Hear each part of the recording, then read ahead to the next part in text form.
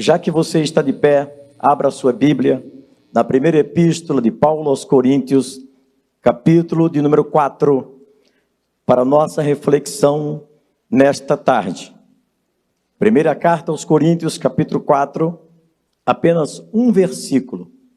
Assim, pois, importa que os homens nos considerem como ministros de Cristo e despenseiros dos mistérios de Deus. Podeis sentar? Deus abençoe. Glória a Deus. Meus queridos irmãos, a cidade de Juazeiro do Norte, conforme o pastor Aderaldo já adiantou, é uma cidade de aproximadamente 280 mil habitantes, a maior cidade depois de Fortaleza. Ela é o centro da região metropolitana do Cariri, onde existem cidades importantes que estão ali naquele complexo metropolitano. No caso, Crato, Barbalha, Missão Velha e outras que estão naquela extremidade. E conforme já foi dito, ali é o centro do turismo religioso. Se existir 10 mil crentes em Juazeiro é muito. A predominância católica é muito grande, de maneira que eu confesso aos irmãos que para mim é um outro Brasil, uma outra realidade, distante de tudo aquilo que eu já vi, em todos os sentidos. Mas Deus nos levou para aquele lugar, e ali nós estamos trabalhando para o reino de Deus. Alugamos um espaço pequeno, de 3,5 por 12, e eu estava inquieto naquele salão, viu, pastor Toninho? Estava inquieto, estava agoniado. Aí, quando foi um determinado dia, tem um salão ao lado, e veio ao meu coração a ideia de alugar aquele salão. E o dono estava fazendo uma reforma, eu falei com ele, o salão tem 12 de frente por 9 de profundidade. Um excelente salão, e o salão estava bastante deteriorado, e nós alugamos o salão, fizemos a reforma, toda a parte elétrica, pintura, e já estamos num grande espaço, para a glória, para a honra do nosso Senhor e Salvador Jesus Cristo. Glória a Deus. Temos tido espaço na TV Verde Vale, na cidade de Juazeiro, e também na rádio FM Gospel. Estamos ali divulgando o Evangelho e divulgando também a nossa igreja ADEJA. Deus em Cristo nos abençoe. Queridos irmãos, se eu fosse dar um tema a esta mensagem hoje, eu daria um tema que eu li uma vez num corpo de bombeiro em Guarulhos, e estava escrito assim, logo na entrada: quem não vive para servir, não serve para viver. Eu quero me apropriar desse tema e falar a respeito da importância de servir.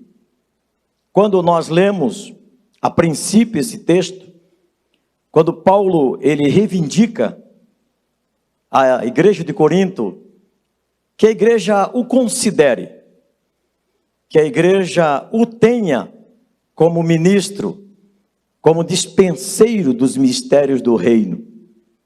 Ele estava reivindicando, porque a igreja de Corinto, ela não acreditava no ministério de Paulo.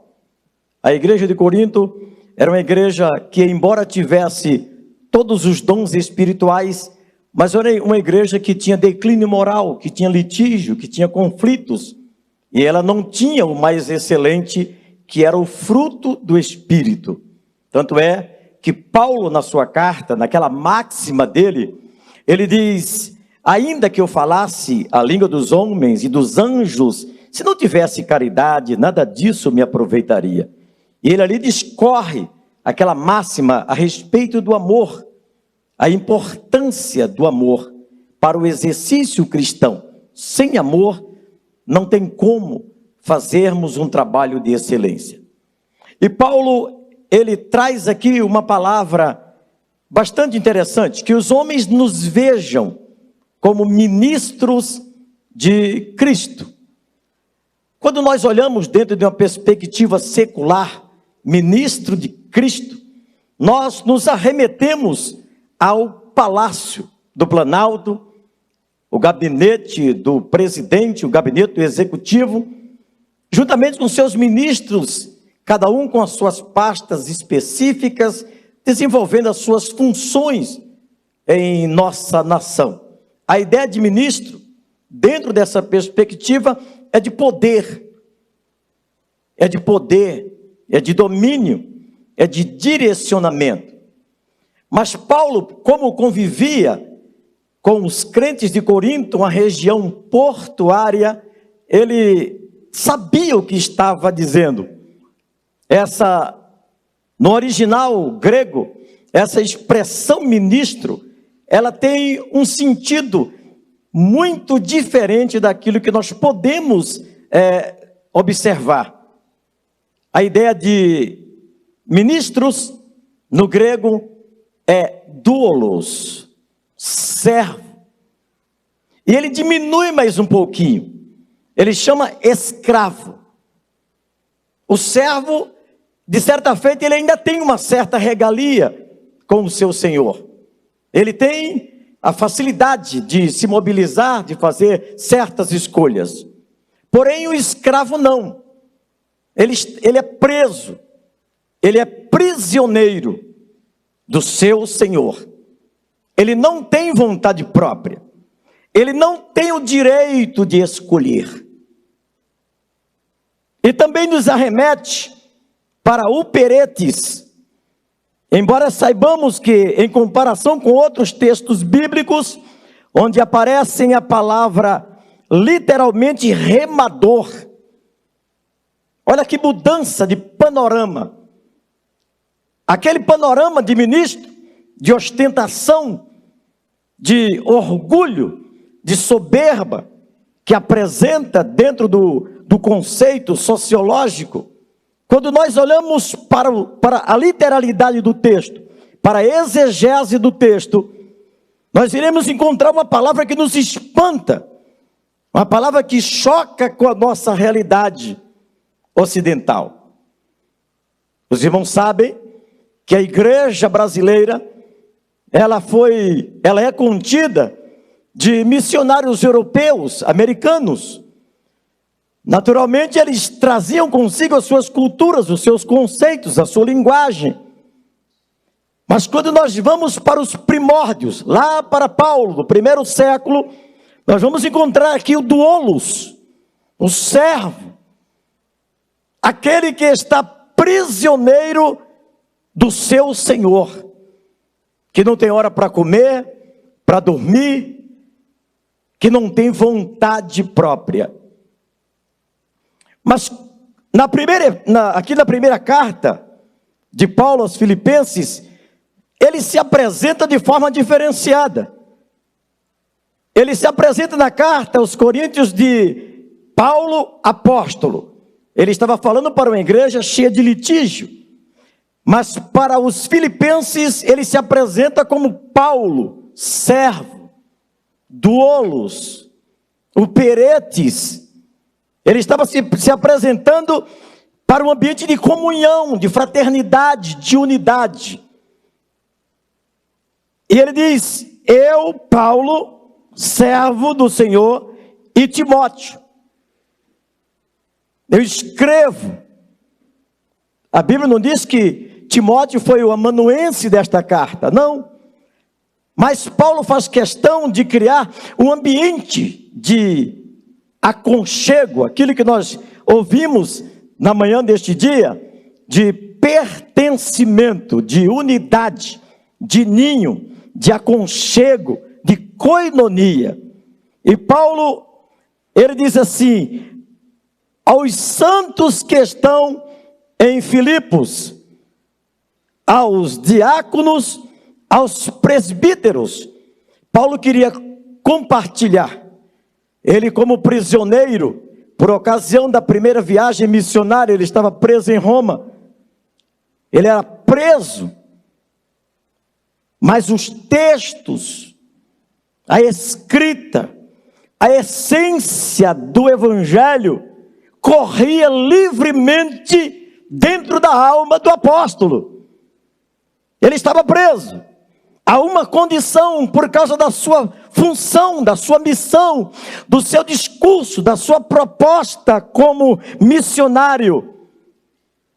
No entanto, ele disse assim: eu estou preso, mas as letras não. Eu estou preso, mas o meu espírito está livre. Escute, a única condição de você estar livre para Cristo é tornar-se prisioneiro das suas próprias vontades, do seu eu, daquilo que você tem como muito precioso, que não abre mão.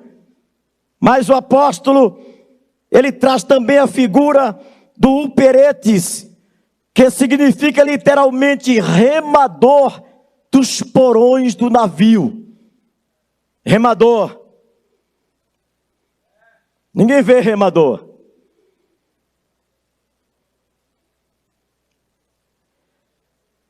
Ele diz assim: o remador era uma função de baixa categoria. Era uma função de baixa categoria. Não tinha holofote. Não tinha mídia. Não tinha estrelismo. Não tinha o brilhantismo. A honra. Às vezes eu ouço irmãos dizerem assim: eu fui naquela igreja, mas ninguém me honrou. Eu digo: meu Deus, o que esse camarada quer? Ele quer sentar no lugar de Jesus para ser honrado? Uma vez eu recebi um obreiro numa congregação que eu pastoreava. Ele chegou todo orgulhoso, disse: pastor, eu quero ficar aqui no meu cantinho. Eu só quero uma coisa, que o senhor me honre. Eu demorei para processar aquela ideia de honra dele. Eu digo: o que esse camarada quer? Que honra que ele quer? Eu dava oportunidade para pregar, para fazer oração, deixava ele à vontade. E ele sempre dizendo esse negócio de honra. Aí teve um dia que eu disse: irmão, vem cá. Que honra que o irmão quer? Você quer que eu tribute a você toda a honra, toda a glória, que não lhes são devidas? Não, pastor, não é isso, é porque o senhor não entendeu. Eu disse: realmente está difícil de entender o que você quer. Que os homens nos considerem como ministros, como remadores dos porões do anonimato. Dos porões do anonimato. O capitão do navio está lá. Mas ele sabe que lá embaixo, no lastro do navio, estão homens amarrados às vezes, algemados por circunstâncias diversas. Não tinha uma hora para dormir, não tinha uma hora para comer, não tinham poder de escolha. Observe bem, queridos, Paulo viajava frequentemente de navio. Uma análise histórica, notamos que uma engenharia naval, bem rudimentar. Os navios no período do Império Romano eram típicos dos barcos fenícios. Estruturas de madeira, velas pouco utilizadas. Somente mais tarde que vieram as caravelas. Além disso, a força motriz das embarcações antigas adivinham da energia física. Força motriz. A força dos braços daqueles escravos que não tinham vontade própria. Nós do século 21, nós, igreja contemporânea, temos dificuldade de absorver estes elementos da vida cristã. Além disso, a força motriz das embarcações antigas adivinham da energia humana. Nas laterais das naus existiam pequenas janelas, por onde mal eles podiam respirar e ver a luz do sol. Aquele ambiente insalubre, fétido, aquele ambiente extremamente humano. Os excrementos humanos estavam ali. A insignificância humana estava ali. Porém, a força que movia aquela embarcação vinha da insignificância humana.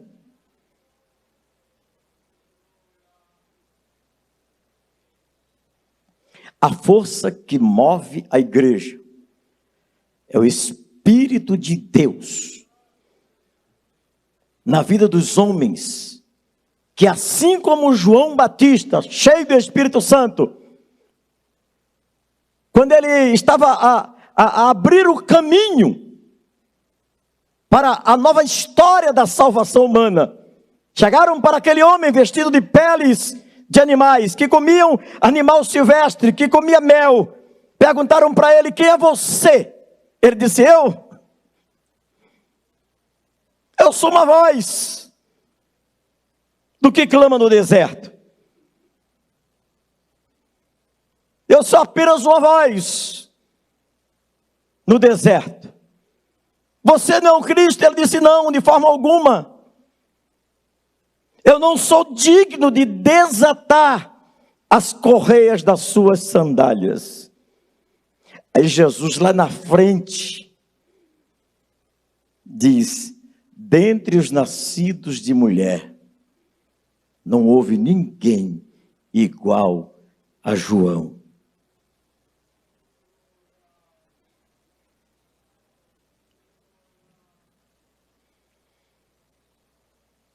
Não obstante, os remadores não eram contratados para o trabalho, eles eram forçados. Eles não tinham direito de escolha. Hoje nós temos escolha. Hoje está frio, não vou para o culto. Estou cansado, não vou para o culto. O pastor falou algo que me feriu, não vou para o culto. É porque você ainda não entendeu a ideia de doulos, de servo, de escravo, que não tem vontade própria. Paulo, escrevendo aos crentes da Galácia, ele disse: para mim o viver é Cristo. O único significado da minha vida, disse Paulo, é Cristo. Para mim é Cristo. Eu já estou crucificado com Ele.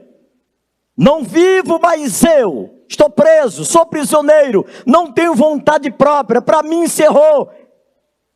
A minha intelectualidade já foi, serve de esterco. A minha transição no mundo romano não serve. O meu discurso com os filósofos do Areópago não servem, porque eu me esvaziei de mim mesmo para que eu pudesse estar cheio de Cristo, para que Ele pudesse estar em mim. Bendito seja o nome daquele que vive e que reina para todo sempre. Aleluia. Coisa interessante. Eles trabalhavam à base de chibatadas, chicote. Sujeitos a torturas, suor, fome, sede. E todos respiravam o mesmo ar. Guarde essa palavra. Respiravam o mesmo ar. Ali não tinha elite de remadores. Todos eram iguais.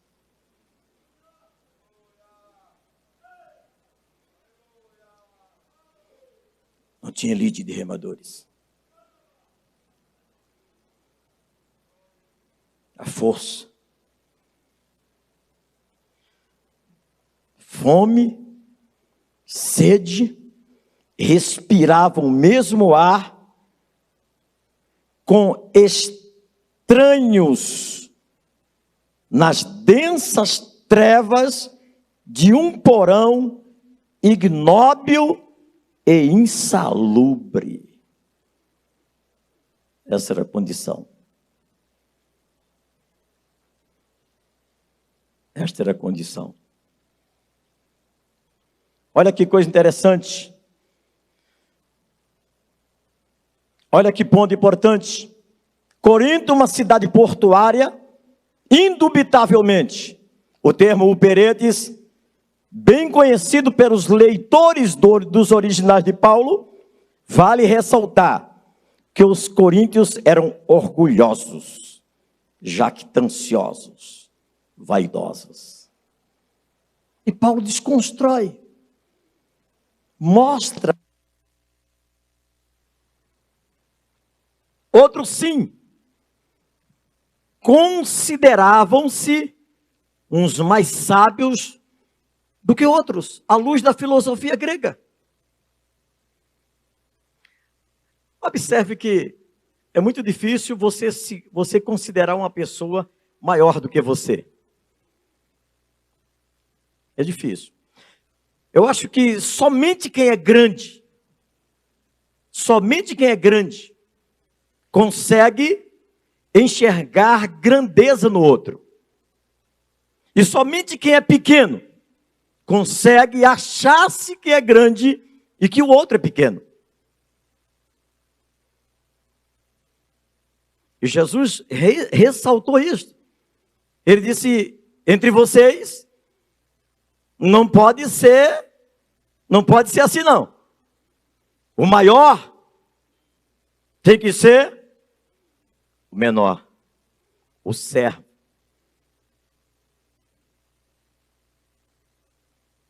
E os crentes de Coríntios eram crentes difíceis. Quando eu ouço irmãos dizerem assim: meu Deus, a igreja do meu tempo era tão bom, hoje a igreja não presta. Isso é um pensamento do seu irmão. A igreja sempre será a igreja de Cristo e ponto final.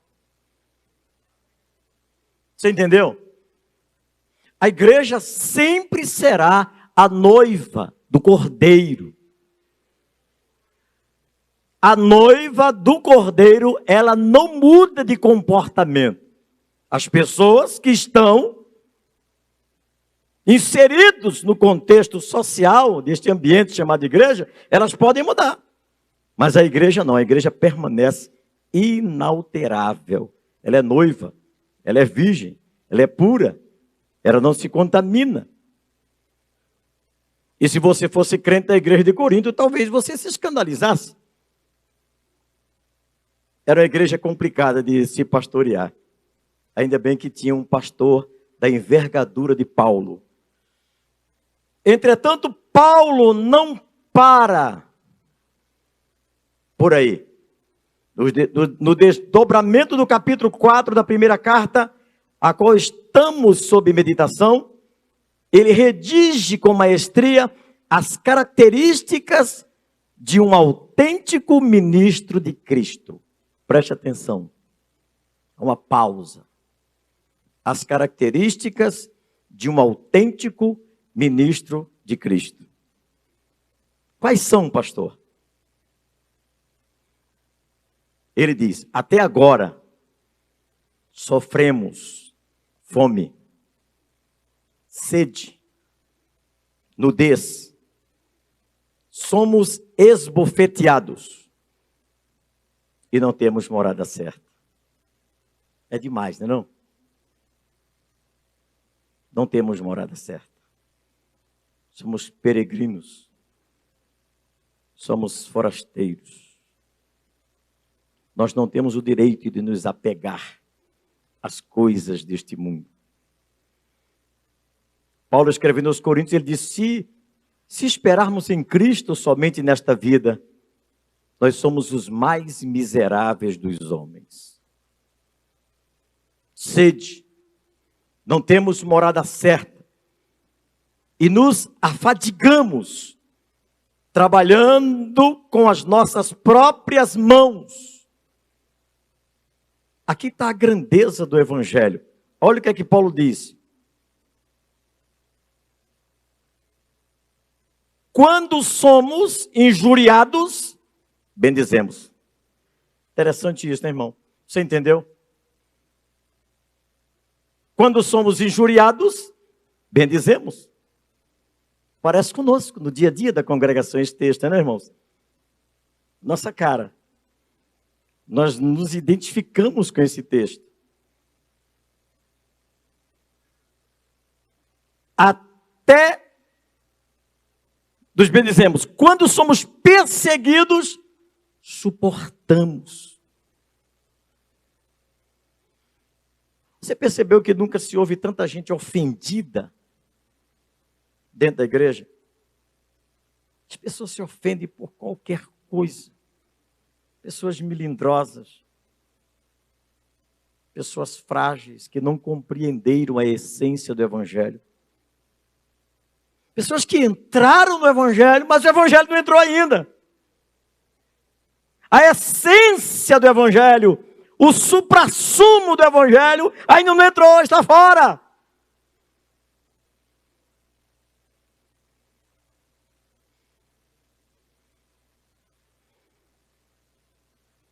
Somos caluniados. Por que coisa mais terrível do que uma calúnia, né, irmãos? Procuramos reconciliação. Olha o caráter de um cristão. Você ser caluniado. Hoje tem tantos advogados na igreja, pessoa da área da jurídica. É simples, calúnia e difamação, processo. Dá até detenção de 6 meses a 2 anos, 1 ano, não sei. Não sou advogado, mas parece que é por aí. Calúnia e difamação. Mas dentro da perspectiva do servo, do escravo, o discurso não é esse. O discurso é outro. E qual é o discurso, pastor? Bendiga. Jesus nos disse isto. Escuta, orai pelos que vos maltratam, orai pelos que vos perseguem, orai por aqueles que querem ver o vosso mal. Isto é a essência do cristianismo. Você pode glorificar nesta tarde, adore o nome daquele que vive e que reina pelos séculos dos séculos. Oh, aleluia!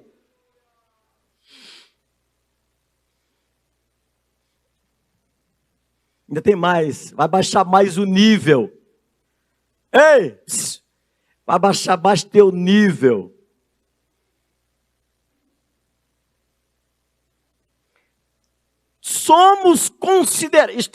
Temos sido até considerados como lixo.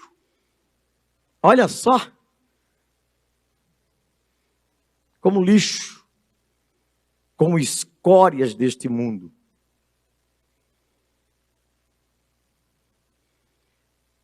A exortação de Paulo é incisiva, irrefutável, convincente, mas, sobretudo, amorosa.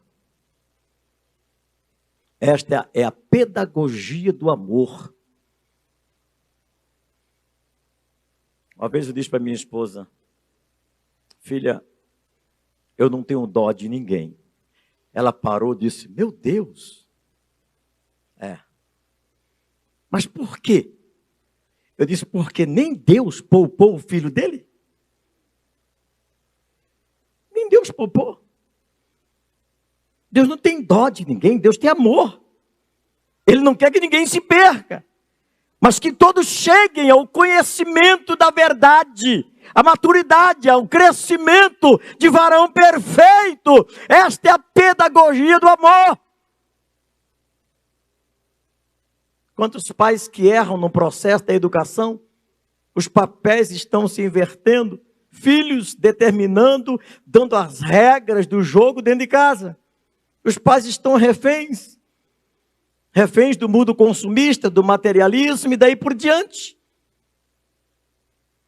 Refém de uma nova modalidade de educação. Ei, quem educa é pai e mãe, não é professor. Quem educa é a vara de marmelo.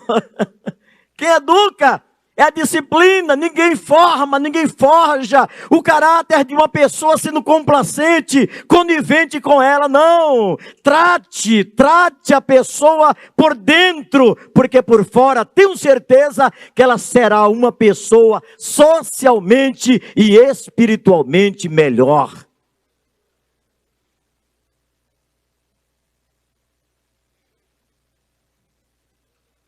Aí ele diz aqui, somos considerados como lixo. A exortação de Paulo é incisiva, irrefutável, convincente, mas sobretudo amorosa.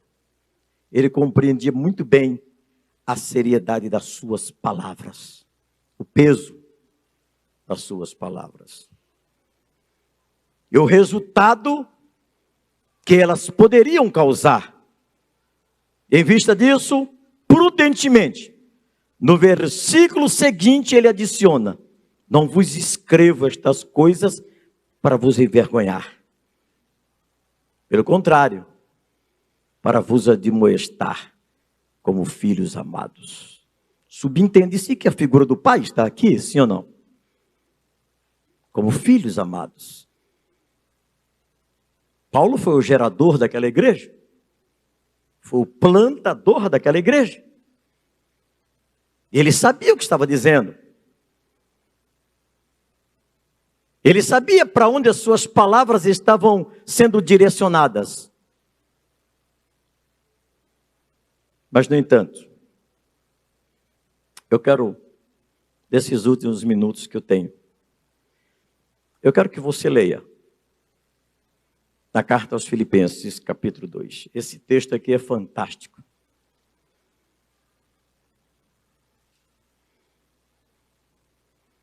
Esse texto é fantástico. Eu vou ler para a gente ganhar tempo. Olha o que é que ele diz.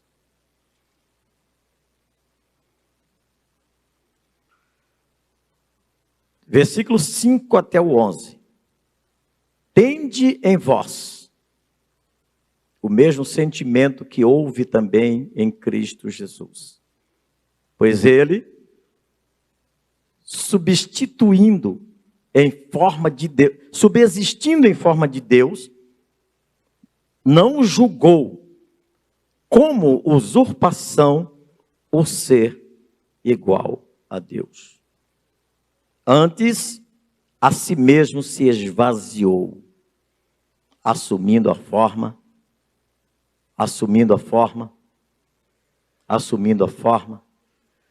do holos, escravo. Cristo, cabeça da igreja, o supremo da igreja, o Senhor da igreja, o pastor da igreja, o amigo da igreja, aquele que abençoa a igreja, aquele que disse que as portas do inferno não prevaleceriam contra a sua igreja. Aquele que disse, eis que estou convosco todos os dias, até a consumação dos séculos. Ele está conosco. Ele esvaziou-se de todas as suas prerrogativas divinas, assumiu forma humana, tornou-se maldito, foi para o patíbulo da cruz, tornando-se a vergonha da cruz.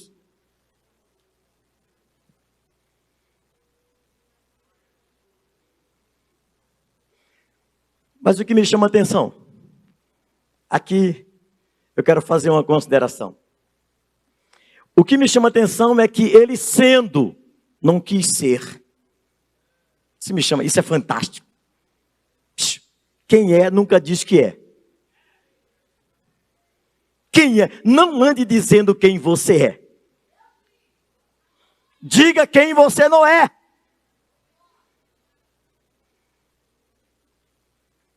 Sendo Deus, o verbo ser, não quis usar. Quero ser homem. Quero sentir fome. Quero sentir dor. Quero sentir traição. Quero sentir rejeição. Eu quero sentir câncer, eu quero sentir açoites, eu quero ter febre, eu quero ter insônia, eu quero ter os vasos sanguíneos dilacerados, saindo sangue, dizendo: Pai, eu não estou suportando, mas se possível for, tira de mim este cálice. Se esta é a tua vontade, se não for, deixa comigo, que eu dou conta do recado. Eu sou o doulos, eu sou o servo sofredor. Eu sou aquele que está lá no porão, e o Senhor da glória, Ele está dizendo: sopra Espírito Santo, sopra Espírito Santo. Bendito seja o nome daquele que vive e que reina para todo sempre. Você pode glorificar nesta tarde, você pode adorar o nome daquele que vive e que reina pelos séculos dos séculos.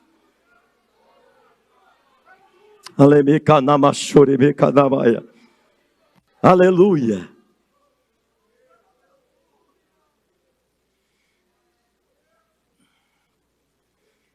Ele era e não queria ser. E a tragédia é que quem não é e quer ser. A tragédia, o engodo, o engano.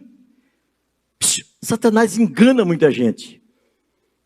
Pessoas que não são nada, não fizeram nada, não contribuem com nada, não ganham almas, não evangelizam, não visitam, não fazem nada e querem ser.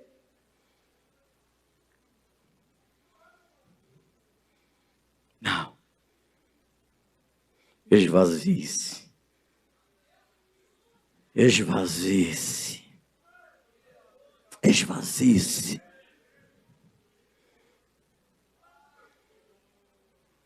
Moisés, vem cá, Moisés, vem cá. Vai tirar o meu povo do Egito. Ele disse: eu? Tem certeza que você fez a escolha certa? Tem. Você mesmo. Mas eu sou ruim de linguística, tenho dificuldade de falar, não tem problema. Quem fez a boca do mundo? Não fui eu? Então pronto, vai embora, rapaz. Vai! Outra coisa que eu acho linda é quando Deus traz Abraão da Mesopotâmia. Eu fico analisando, cada dia que eu leio o capítulo 12 do Gênesis, eu digo: mas Deus, tu és fantástico. Deus disse para Abraão: vem cá, eu vou engrandecer o teu nome. Isso é forte. Você não entendeu. Em ti serão benditas todas as famílias da terra. Eu? Tem filho, mulher estéril. A palavra de Deus é vida. É ela quem produz vida. É ela quem produz aquilo que não existe e que é produzido da forma que você não compreende. A palavra de Deus, ela é o instrumento, é a ferramenta da igreja. Escute, sendo Deus, não quis ser Deus. Pilatos olha para ele: tu o Cristo? Sei não, você quem sabe aí, vê o que você quer que você quer que eu seja? Você não sabe que eu tenho poder? É meu. Nenhum poder você teria sobre mim se do alto não te fosse conferido. Nenhum poder. Nenhum poder.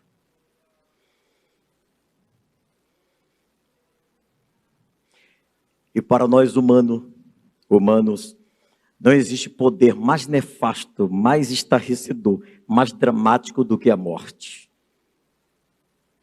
Aí Jesus chega, diz assim: a minha vida eu dou. E pega ela de volta. Tem um poder sobre a morte. Tem um poder sobre o pecado. Ele diz: quem me convence do pecado? Tem alguém para me convencer do pecado? Quem me convence? E Paulo disse: que ele sofreu a morte, e morte de cruz, a mais cruel de todas as mortes. Flávio Joséfo disse que quando Cristo estava na cruz, ele sofreu calafrio, cãibra, febre, hipotermia, todas as manifestações física e psíquica que qualquer ser humano sofreria. A alma dele estava agonizando. Ele dizia: Pai, por que me desamparaste? Dependência total. Dependência total. Obediência total. Aqui tem um grupo de pessoas não apenas para exercitar cargo dentro da igreja. Funcionalidade. O cargo é meu, a função é minha. Muda. Aprenda a dizer que não és nada. Paulo disse que os homens nos considerem. Deixa que os outros vejam em você aquilo que você não vê. É melhor do que você querer que você veja aquilo que só você vê e ninguém vê.